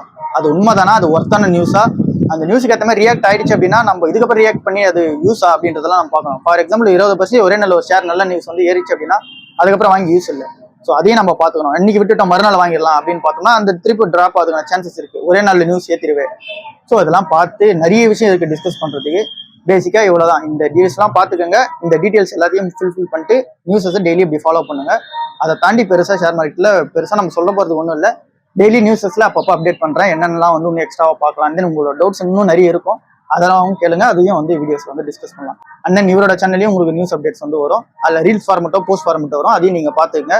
நியூஸ் என்ன படிக்கிறீங்களோ உங்களுக்கு ஆர்டிகல்ஸ்ல போய் தேடுறதுக்கு உங்களுக்கு கஷ்டமா இருக்கு அப்படின்னா அவரோட சேனல்ல பாத்துக்கேன். ஆனா அவருமே நீங்க எக்கனாமிக் டைம்ஸ் அந்த மாதிரி ஆர்டிகல் இருந்தாலும் ஸோ ஆனா அதுல வந்து நிறையத்துக்கு ப்ரீமியம் கேட்கும். ப்ரீமியம் ஆர்டிகல்ஸ் இருக்கும். அதையுமே அவர் எடுத்து போடுவாரு.